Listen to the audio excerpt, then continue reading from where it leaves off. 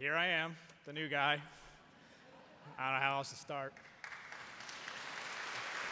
Thank you, Deacon. Too kind. I know Father Dury is a tough act to follow, but I'm so humbled that Bishop Brennan would ask me to follow Father Dury, and also this is one of, I probably shouldn't say this, but it is one of Bishop's favorite parishes. That's why he's always around here. I don't know if it reminds him of his childhood parish or whatever, but I know St. Catherine's has a special place in his heart, so I'm humbled. But because people always ask, I'll just give a few facts about myself. My name is Father Matthew Morris. I was born and raised in Lancaster, down the road, 33. Went all the way through Lancaster High School. From there, I went to, for college, I went to the Harvard on the Hocking, the Ohio University down in Athens. Go Bobcats. For grad school, I then went to Bowling Green State University up in Toledo. Go Falcons. Anybody? No? And then for seminary, I went to the Pontifical College Josephinum in Worthington. Go Papal Bulls. Nope. Guys are into sports, I guess. But between seminary and grad school, I worked as an accountant for a couple years. And then when I began my discernment, I first joined the Capuchin Franciscan Friars in inner city Philadelphia and inner city Pittsburgh. But I mean, I just look better in black than in a brown bathrobe, so I ended up coming back here to be for the diocese. And if I look vaguely familiar, some of you may remember me from 2011. I was here as a transitional deacon from the Josephinum on the weekends. And that was when Father Mike Lump was pastor. Deacon Rice had just started. He had just been ordained a deacon. But no worries that just like fine wine or Robert Redford, I only get better with age. So if you remember me, hopefully I've improved a little bit. And after graduating from seminary, I was at St. Michael's in Worthington as a parochial vicar, and I've been parochial vicar at St. Bridget of Kildare in Dublin.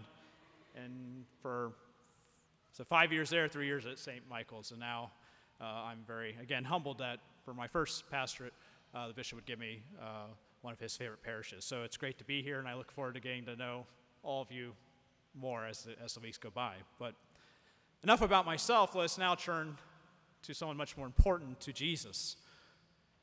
And since you have been very patient sitting through my bio, I'll now repeat that great priestly lie of let me be brief. But briefly, let me talk about our gospel today, where we see that Jesus recognizes that his disciples are worn out, that they are exhausted, that they need to have time to be refreshed. Our lives have become so hectic, and this is even before the pandemic, and the pandemic just took all those stresses we always had and just piled on even more stuff. We had to worry about what masking, what time do I have to get there, where do I have to check in, all these added stresses. And besides not being able to receive the sacraments, not being able to receive the Eucharist, I think one of the things that people have told me the most that they missed during the stay-at-home order, when all we could do is live stream Mass, is missing that time away from home, from distractions, from business, of being here in God's house worshiping God. That even though live streaming Mass was better than nothing, is not the same, not even remotely close. And that's leaving aside, again, the issue of not being able to receive the sacraments. It's just, how can we be completely focused on God at home, watching a TV set, when it's so hard for us just naturally to be focused on God here in God's house, where there are no phone calls and exterior distractions like we have at home. And even though, praise God, we are back here together, hopefully the pandemic is in our rear view, while we still pray for those countries where it is still a major problem, we are still wearied with many things, a lot of them that come from the pandemic. Marital strains, financial strains, just emotional strain. And even though they don't end up getting it in our gospel for the day, the poor disciples, Jesus recognizes that the disciples need rest, that they are in fact weary, that it would be a good thing for them to take time away to rejuvenate, to refine and recenter on what is the important things in our life. Many people have said, well, I'm sorry I can't be there for your first weekend. We're on vacation. I'm like, well, good, because after the year we've had, everyone deserves vacation in this post-pandemic world. That whether that has to be just it can be a grand vacation, or because of time and finance constraints, it's just a one-day, fun-day getaway. Whatever it is, it's right and good that we do take time for ourselves and our families, to get out of our houses that have sheltered us for so many months. But let's not make the mistake of forgetting that in addition to having that physical renewal, that emotional renewal, just getting the sun on our face and the grass under our feet, we also need to work in our spiritual rest as part of that. Maybe when we're planning our vacations, we can check to see, well, Catholic Church is pretty much global.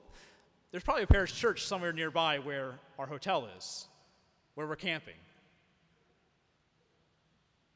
Or maybe when we're driving, we can say, well, let me look at the map. Right there's a shrine that if we just took a 10-minute detour, we could go visit.